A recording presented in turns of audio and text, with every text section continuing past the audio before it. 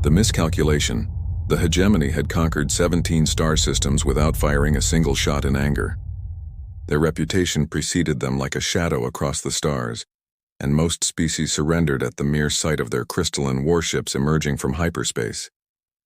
High Chancellor Vextor stood on the bridge of his flagship, the inevitable Victory, his forearms clasped behind his elongated torso as he studied the latest intelligence reports. His species, the Krathi, had built the hegemony over 3 millennia of careful expansion, and they had never encountered a species foolish enough to resist their technological superiority. The reports spoke of a new species that had recently achieved faster-than-light travel. They called themselves humans, and they had established a handful of colonies in the outer rim of hegemony space. The tactical assessment was laughable. These humans still used combustion engines in their ground vehicles, their weapons fired primitive metal projectiles, and their ships were held together with welded steel rather than molecular bonds. Vextor's tactical advisor had recommended sending a single patrol vessel to accept their surrender. The High Chancellor had agreed, though he insisted on bringing the full fleet as a display of power. It would be educational for these humans to see what true civilization looked like before they joined it. The human colony ship, New Horizon, drifted through the void between stars, its hull scarred from decades of travel. Captain Sarah Chen stood watch on the bridge, her weathered hand steady on the command console despite the exhaustion that pulled at her bones. They had been traveling for 37 years, and finally they were approaching their destination. The planet they had designated Colony 7 waited just 3 days away, a blue-green jewel that promised a new beginning for the 10,000 souls aboard her ship. The proximity alarm suddenly screamed to life, and Chen's tired eyes snapped to full alertness. 47 ships had appeared out of nowhere, surrounding the New Horizon in a perfect sphere formation. Each vessel was 3 times the size of the colony ship, their hulls shimmering with an opalescent sheen that hurt to look at directly. Chen had seen a lot in her 60 years, but nothing had prepared her for this. Her communications officer, Lieutenant Marcus Webb, looked up with wide eyes. The aliens were broadcasting on every frequency, and somehow the message was coming through in perfect English. The voice that filled the bridge was cold and mechanical, stripped of any emotion that might have made it seem more human. The message was simple and direct. Humanity was now a subject species of the hegemony. They would cease all colonization efforts immediately and report to designated relocation centers, where they would be assigned appropriate roles within the greater galactic order. Resistance would result in immediate pacification. Chen listened to the entire message twice, her face growing harder with each word. When it finished, she turned to her crew, seeing the same determination in their eyes that had carried them across the vast darkness between stars. These aliens thought humans would simply roll over and submit. They had no idea what kind of species they were dealing with. Chen opened a channel to respond, her voice carrying the weight of human history. From every war fought in muddy trenches to every revolution against tyranny, she spoke clearly and calmly, knowing that her words would likely be the first act of humanity's first interstellar war. She told the hegemony that humans did not surrender their freedom to anyone, that they had not traveled for decades through the cold darkness of space to become slaves, and that if the aliens wanted a fight, humanity would give them one they would never forget. The silence that followed her declaration lasted for exactly 17 seconds. The hegemony's response came in the form of an energy beam that should have vaporized the New Horizon instantly. The beam struck the colony ship's improvised armor, layers of ice harvested from comets and reinforced with carbon fiber mesh. The ice sublimated instantly, creating a cloud of vapor that dispersed the energy across a wider area. The ship rocked violently, but it survived. Chief Engineer Alex Kumar had insisted on the ice armor despite mockery from Earth's military advisors, arguing that space was full of resources if you knew how to use them. Now his paranoia had saved 10,000 lives. The battle that followed defied every principle of space warfare that the hegemony had developed over millennia. The humans fought like creatures possessed, using tactics that no civilized species would consider. They vented their own atmosphere to create thrust for evasive maneuvers. They launched escape pods filled with mining explosives on collision courses with hegemony ships. They turned their own waste recycling system into a weapon, spraying frozen sewage that clogged sensitive sensor arrays. It was barbaric, desperate, and utterly effective. The hegemony fleet found themselves in a kind of fight they had never prepared for, against an enemy that refused to die when they were supposed to. Webb had been a hacker before joining the colony mission, recruited specifically because Chen believed that humanity would need people who could think outside conventional boundaries. Now he put those skills to use, broadcasting virus-laden signals that confused hegemony targeting systems. The viruses were crude by galactic standards, but that was exactly why they worked. The hegemony's defensive algorithms were designed to stop sophisticated attacks, not the digital equivalent of a club to the head. Their systems began failing one by one, perfect code corrupted by human chaos. The New Horizon took hit after hit, entire sections venting into space. But the humans kept fighting. They had backup systems for their backup systems, a redundancy born from the paranoia of traveling through deep space where any failure meant death. Dr. Patricia Kim converted the medical bay into a weapons laboratory, creating chemical compounds that could eat through hegemony hull material. She had trained as a combat medic in Earth's last Great War, and she understood that sometimes the best way to save lives was to take them efficiently. Vextor watched in disbelief as his perfect formation dissolved into chaos. 3 of his ships were already disabled, their crews struggling to understand how a single primitive vessel could cause such destruction. The humans were not fighting according to any recognized tactical doctrine. They were making up their strategy as they went, adapting to each new threat with a creativity that bordered on insanity. When the hegemony adjusted their shields to stop projectile weapons, the humans switched to energy attacks cobbled together from their mining lasers. When the shields adapted to that, they went back to projectiles but now superheated and spinning. The turning point came when the humans did something that no hegemony tactician had ever considered. They deliberately rammed one of their own shuttlecraft into the inevitable Victory's main gun array. The shuttle was piloted by volunteer Thomas Park, a 70-year-old colonist who had terminal cancer, and decided he would rather die taking enemies with him than slowly fading in a hospital bed. His sacrifice disabled the flagship's primary weapon and sent a message to both fleets. Humans would pay any price for their freedom. As the battle raged, emergency signals from the New Horizon reached Earth and the other human colonies. The message was simple but powerful. Humanity was at war with an alien empire that sought to enslave them. The response was immediate and unanimous. Every shipyard began converting civilian vessels into warships. Every factory started producing weapons.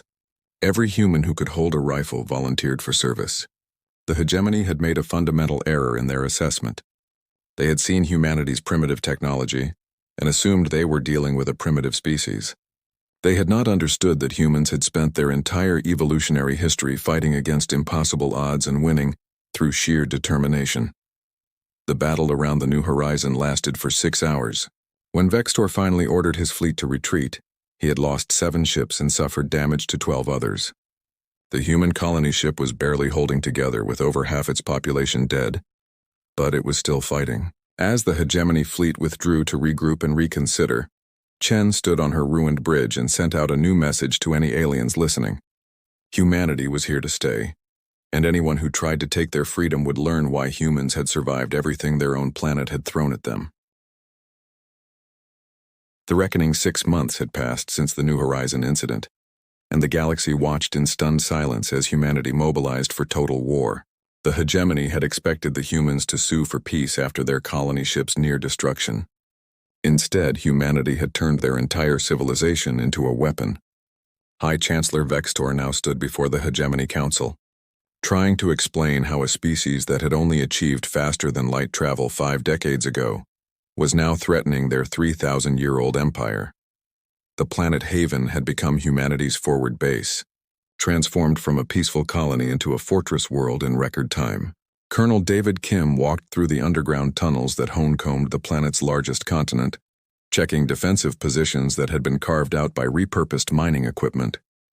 Every human on Haven was armed, from teenagers to grandparents. They had studied the records from the New Horizon battle and learned that the hegemony expected civilized warfare. Humans would give them something else entirely. The hegemony's second fleet arrived at Haven with 200 ships determined to end the human threat decisively. Admiral Carthresh commanded from his dreadnought, a vessel that had never known defeat in 4 centuries of service. He broadcast the standard surrender terms and waited for the inevitable capitulation. Instead, he received a video message from Haven's surface. It showed General Rebecca Martinez, a woman who had lost her entire family on the New Horizon, standing in front of thousands of armed colonists. Her message was brief: "Come and take it." The orbital bombardment began precisely at dawn, hegemony energy beams raining down on Haven's surface with enough force to glass entire continents. But the humans had learned from the New Horizon encounter. They had dug deep, creating bunkers that extended kilometers into the planet's crust. They had scattered their population across thousands of hidden settlements, each one self-sufficient and capable of fighting independently. The hegemony's precise surgical strikes found mostly empty buildings and decoy installations. Then the humans struck back in ways the hegemony had never imagined. They had seeded Haven's orbit with microscopic mines, each one no bigger than a grain of sand but capable of destroying sensor arrays when traveling at orbital velocities. Suicide drones made from converted maintenance robots swarmed hegemony landing craft. The planet's weather satellites had been weaponized, turned into kinetic bombardment platforms that dropped tungsten rods from orbit. It was chaos incarnate, and it was devastatingly effective. The ground invasion that followed turned into a nightmare for the hegemony forces. Their soldiers, equipped with advanced powered armor and energy weapons, found themselves fighting an enemy that refused to engage in conventional battles. The humans used pit traps filled with industrial acid. They collapsed tunnels on top of hegemony units. They poisoned water supplies and booby-trapped every building. Children acted as spotters for sniper teams. Elderly colonists drove vehicles packed with explosives into hegemony formations. It was not warfare as the galaxy understood it. It was survival at any cost. Lieutenant Jessica Torres led one of the most successful guerrilla units on Haven. She had been a park ranger before the war, but her knowledge of wilderness survival had made her invaluable. Her team of 30 fighters had killed over 300 hegemony soldiers using nothing but improvised weapons and intimate knowledge of the terrain. They moved through Haven's forests like ghosts, striking without warning and disappearing before retaliation could arrive. The hegemony's advanced sensors could not track humans who had learned to mask their heat signatures with mud and move without disturbing the local wildlife. The psychological impact on the hegemony forces was devastating. They had been trained for civilized warfare against opponents who followed the same rules of engagement. The humans followed no rules. They attacked during peace negotiations. They used their own wounded as bait for ambushes. They broadcast recordings of hegemony soldiers dying on all frequencies, along with promises that surrender meant a quick death, while resistance meant something much worse. The hegemony soldiers, who had never faced an enemy that truly wanted to kill them, began to break. The turning point came when a human strike team led by Captain Marcus Webb successfully captured a hegemony corvette that had landed for repairs. Webb had spent months studying the alien technology from fragments recovered from the New Horizon battle. With a team of engineers and combat specialists, he had infiltrated the ship through its waste disposal system, killing the crew in their sleep with a gas synthesized from local plants. The corvette's capture gave humanity its first intact example of hegemony technology. Dr. Patricia Kim, who had survived the New Horizon battle, now led the effort to reverse engineer the captured ship. Working with a team of Earth's brightest scientists who had been shuttled to Haven in secret, she began to unlock the secrets of hegemony technology. The aliens' superiority came from their mastery of controlled gravity and dimensional manipulation, but once the principles were understood, humans found ways to counter them with typically unconventional solutions. Within 3 months, humanity had developed countermeasures to hegemony shields. The solution was elegantly simple. The shields were designed to stop energy and fast-moving projectiles, but they could not stop something moving slowly. Human ships began launching torpedoes that approached at walking speed, passing through the shields before accelerating to devastating velocities. The hegemony's technological advantage evaporated as humans found more and more ways to turn their own sophistication against them. The final battle came when humanity launched its counteroffensive. Using captured and reverse-engineered hegemony technology combined with human innovation, a fleet of hybrid warships emerged from hyperspace above the hegemony staging world of Krathtor. Leading them was Admiral Sarah Chen, promoted from her position as captain of the New Horizon. Her flagship, the Vengeance, was a monstrous fusion of human and alien technology. bristling with weapons that should not have been able to exist on the same vessel. The battle was brief and decisive. The humans fought with a coordinated fury that the hegemony had never encountered. They did not seek to disable or capture, they sought to destroy utterly. Every lesson learned from the New Horizon and Haven had been incorporated into their battle plan. They used hegemony communication codes, captured during interrogations, to spread confusion. They employed psychological warfare, broadcasting the dying screams of hegemony soldiers on their own command frequencies. They fought without mercy, without hesitation, and without any concept of proportional response. Vextor watched his empire's forces crumble before the human onslaught. These creatures that the hegemony had dismissed as primitives had become something terrifying. They had taken the hegemony's own technology and improved it in ways that violated every principle of civilized advancement. They had combined sophistication with savagery to create weapons that were as effective as they were horrifying. The High Chancellor made a decision that would have been unthinkable just 1 year ago. He ordered a full retreat. As the hegemony forces withdrew from human space, they left behind a message for the rest of the galaxy. The humans were not to be provoked. They were not to be threatened. They were to be left alone. The hegemony, which had never known defeat, now knew fear. They had encountered a species that did not just fight to win, but fought to ensure their enemies would never threaten them again. Admiral Chen stood on the bridge of the Vengeance, watching the hegemony fleet disappear into hyperspace. Around her, the crew celebrated humanity's first interstellar victory, but Chen knew this was just the beginning. The galaxy now knew that humans existed and that they would not be conquered. Some would see them as potential allies, others would see them as a threat to be eliminated. Either way, humanity had announced its arrival on the galactic stage in a way that would not be forgotten. The aftermath of the war saw humanity's rapid expansion across the stars.